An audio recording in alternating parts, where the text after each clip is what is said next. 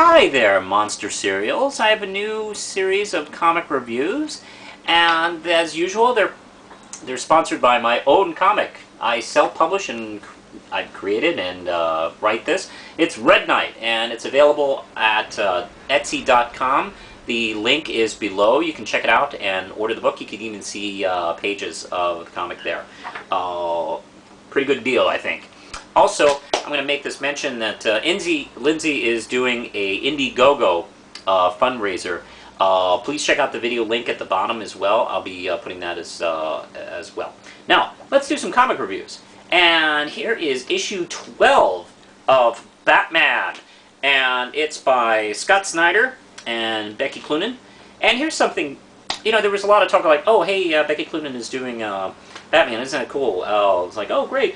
But let's see, she is the artist for the first 21 pages, and Scott Snyder's the main writer for the first 21 pages, and then James Tillian IV, who I've never heard of, is the co-writer, and Andy Clark takes over from pages 22 to 28. What's that about? I don't remember that being like bragged about.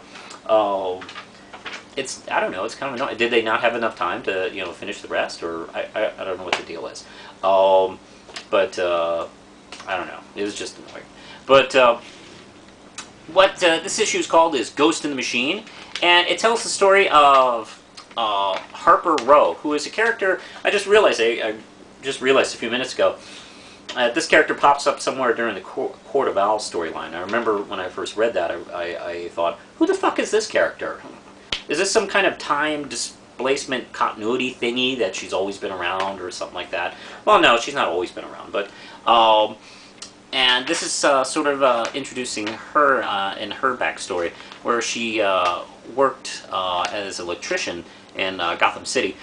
She and her brother live together, and let's see, actually they go to high school together or something like that. Anyway, he is being harassed a lot because he is gay, and they are living in this kind of slummy area, this kind of ghetto-y area, that is actually about to be, the building is about to be torn down and rebuilt, and because Bruce Wayne is doing renovations in the place. He's trying to rebuild the Narrows, you know, to try and kind of get the crime out of the area. And she's been invited to the big shindig. There's a wonderful little scene where she meets Alfred, and one of the things I love so much about Alfred is I love it when other characters meet him, and you get to see kind of the world and him through these new eyes, and you always get to learn a little bit something about the character. I don't know, that's one of the things I like so much. When she gets home, Colin has been beaten up. You know, these assholes broke in to their place and beat him up. They're going to attack them again. And this time they look really serious when they're saved by Batman in a cool scene. Really, really cool. This is the only time during the Becky Cloonan art you really see Batman. Now, she becomes fascinated with Batman. And in a way, she wants to repay him for saving them. So she starts researching him. And she's kind of figuring out how he goes about things. So she goes to find out, she discovers that a lot of times he's able to keep out of the security camera, security cameras that are all over Gotham City, by using sort of these ghost boxes that kind of knock out, you know, power and stuff like that whenever it's convenient for him. And is it smart that he puts the bat symbol on these things? I don't know. Maybe that's not such a good plan. Anyway. She decides that she can actually improve upon these things. So she goes, and while she's doing it, she runs into another artist! Oh no, look out! Oh, it's somebody else! Anyway, it's an action sequence where he's fighting this guy with a tiger, and she kind of helps him, and it's really exciting to her.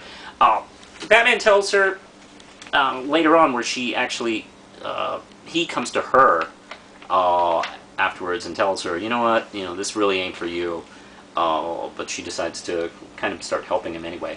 It's a really well done issue. Not sure why the big change of the creators, like pretty much at the end. It's like the conclusion is done by somebody else. I'm not sure what that's about. But otherwise, a really good issue, very solid for RAM chips.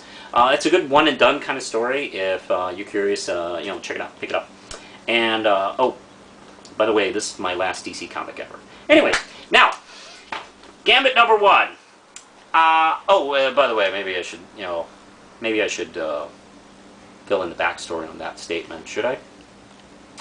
I'm not. I dropped all the DC comics from my pull list, and I hope maybe someday I'll read their books again. But until then, I'm gonna be taking a break because the New 52 thing ain't working out for me. But there's some really wonderful stuff going on at their competitors. I don't know if you've heard of this Marvel Comics. This is issue 1 of Gambit. Now, I'm not familiar with this writer art team, James Amos and Clay Mann, but I like their work a lot. Mann's artwork almost reminds me a little bit of one of the Kubrick boys, Andy, I think. When I first saw this work, I thought, oh, is this Andy Kubrick? And it's like, no.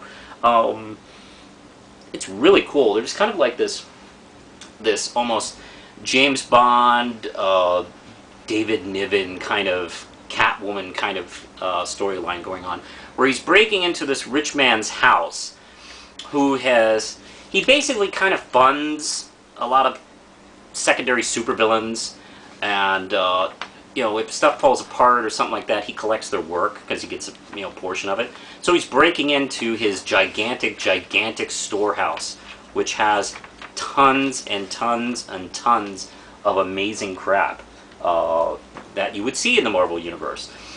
I also enjoy the narration. It's actually very well written. I always dug this character. I've never really jumped, head first into,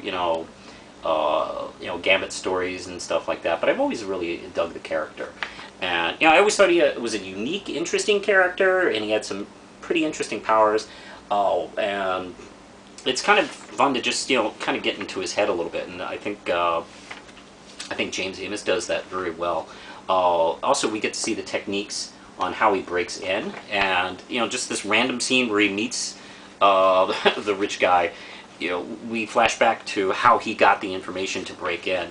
And at the end, he takes something that maybe he shouldn't, where it's nearly trying to kill him. I won't really say so much about that, but I really dug this. I'm going to read the first few issues and see where this goes. I'm going to give this a solid 4 RAM chips. I thought it was pretty good. Now, I'm going to make this quick. Avengers 28 with Red Hulk, where he decides, this is Brian Michael Bendis and Walter Simonson, who's making a big comeback. Suddenly he's everywhere. It's really cool. I really like Walt Simonson's work. Where we get some great narration, and this is kind of what Brian Michael Bendis does really well, is get into the heads of characters, even characters that we never really think we care too much about. And the Red Hulk is really Thunderbolt Ross, the general who was trying to kill the Hulk all those years, and now it's the irony is not lost on them. He's now Hulk, and he decides that he has to kill Cyclops in order to win this war. So we watch him break in and get in a big fight. Well, maybe not a huge fight, but he gets in a fight with Emma Frost, where he doesn't do so well. He gets by Magneto, and is just taken out by the Phoenix Four, I guess now, and sent back to Avengers headquarters because they decided maybe they shouldn't kill him. And that's actually what's interesting at the end. He realizes that Cyclops is going to lose this war because he can't kill. Really cool. Not too bad. I'm going to give this 4 RAM chips. It's not terribly important to this Avengers vs. X-Men. You can actually miss this and not pick it up and be okay. But it's interesting, to say the least. I'm going to give it 4 RAM chips. Now, let's go over to Image Comics and It Girl. Now, It Girl is part of the Madman universe, which has been, I don't know how long it's been over an Image for, but it's been, its home has been Image for a while now. And this is issue number 1. And Mike Allred doesn't do this book, he just does the covers. This is written by Jamie Rich and illustrated by Mike Norton. And the backstory at the beginning, which I highly recommend you read, some of the members of the super team that she's part of, the Atomics and Madman, are out in somewhere of space, outer space, doing stuff. So, not much going on. Matter of fact, the first few pages, what we think is It Girl having an adventure is a video game she's playing because she's bored out of her fucking mind, not doing anything. She's told to kind of get off her butt and get back to work by her friend, let's see, the Slug. Let's see, is that, man, what a terrible name for a female character. Anyway, let's see, she goes what she thinks is, you know, beating up a bad guy, but he's actually just trying to pawn off his grandfather's gun. He used to be a villain named the Skunk. And while, let's see, while he's trying to get home, some of his old compatriots are telling him, you gotta get back into the business. And, you know, they beat the crap out of him, and they say they're gonna come back. So we'll probably see that further on. Now, meanwhile, she goes home, and she doesn't really know what to do. So she goes to see Dr. Flem, who is the guy who usually works with Madman. And you see a lot of Madman's supporting cast. There's Joe and Dr. Gale, and, oh, what's her name, Bonnie. And Dr. Flem wants her to take part in an experiment. It's like, hey, wouldn't it be fun? And they're telling him, don't do that. He always does that guinea pig stuff to Madman, and it never works out. And she goes, you know what? Okay, I'm bored. Let's do it. And, of course, it shoots her off into kind of some electronic universe thing. So we're going to see what's going on here. Meanwhile, by the way, I forgot to mention that there is a villain in the video game that we only see in silhouette. And then after she stopped playing, we see the shadow of that silhouette pop up here and there. Throughout the issue. So, hey, what's that? I don't know. I dug this a lot. I will recommend only reading this if you have some kind of knowledge of Madman. If you go on this totally cold, you might be a little lost and wondering what the significance is of some of this stuff. So, I'm going to give this another good 4 Ram chips. I'm going to definitely start picking this up. I've been missing kind of the Madman universe, and I haven't really paid any attention to it in years and years and years. So, pretty good start. 4 Ram chips. And the last issue of the current story arc in Teenage Mutant Ninja Turtles. Alright. This is issue 12. This is by a whole bunch of guys. Kevin Eastman, one of the creators of Ninja Turtles, is working on this current book. Tom Waltz, and Tom does the script. Dan Duncan is doing the art, by the way, and the art is really cool. I've learned recently that he won't be sticking around, which is too bad, because I really love the work he's been doing on this. And of course, this is the big conclusion, where last we left,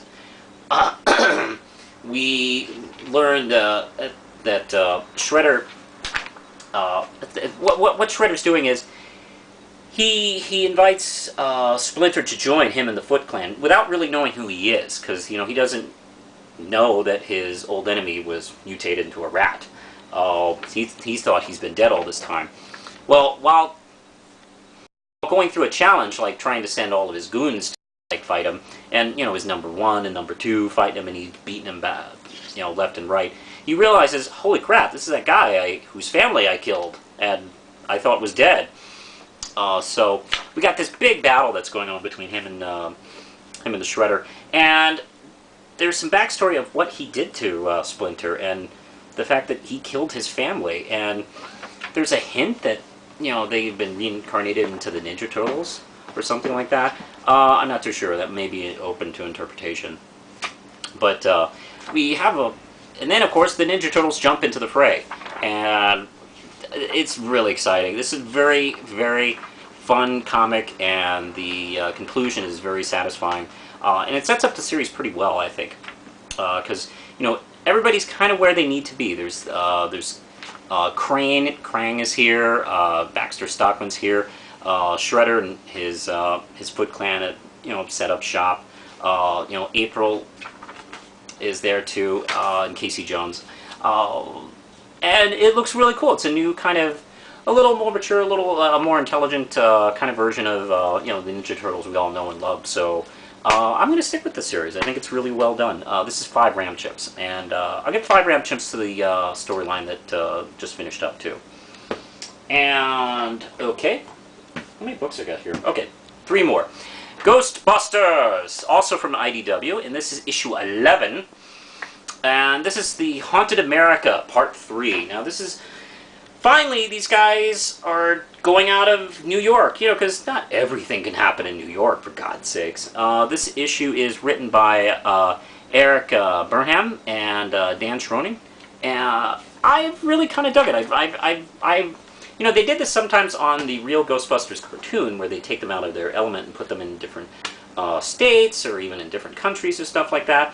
And I enjoy seeing them out of their element, out of New York. And what's so cool is they go to Roswell looking for these sort of ghost alien things. And they're confronted by this male and female FBI agent who's saying, no, this isn't ghosts, it's aliens. And Mulder, I mean, this guy, this federal agent, and Egon have this hilarious, like, 2-page argument over it. And there's, like, this debate, like, you know, are they aliens? Are they ghosts? And then, of course, the mystery. I won't give away the mystery, because it's actually an interesting story the way it's done. The conclusion may surprise you. And, of course, the art is always really energetic and fun. I love it a lot. It looks like a really well done episode of you know, the real Ghostbusters cartoon, which I always thought was better than the actual live action sequel to Ghostbusters, frankly. Also, there's a neat backup too featuring Peter. I won't really give much away. The art's done by a different creator, but blah blah blah. It's really fun. If you like Ghostbusters even a little bit, you should be buying this comic. It's a lot of fun. I'm going to give this one 5 round chips. Now, Rachel Rising. I don't know if I've talked about this series too much. It's by Terry Moore, and it's from his own Abstract Studios. It's creator of Strangers in Paradise, which was pretty much a soap opera kind of comic. This one's a straight-up horror book, and it's a black and white series. Now, I'd say I still haven't picked up the first 7 issues, so I'm still kind of catching up and figuring out what the book is about. But essentially, it is about some people coming back to life after dying, and there's some kind of crazy going on in the world connected to it. And the lead character is Rachel, although she has a small part in this issue. Although she does open up the book, she comes to this guy named Lewis, where they kind of she's kind of tracking what's going on and trying to figure out. And let's see, Lewis has some answers for her, but not altogether every answer she needs. And then, let's see.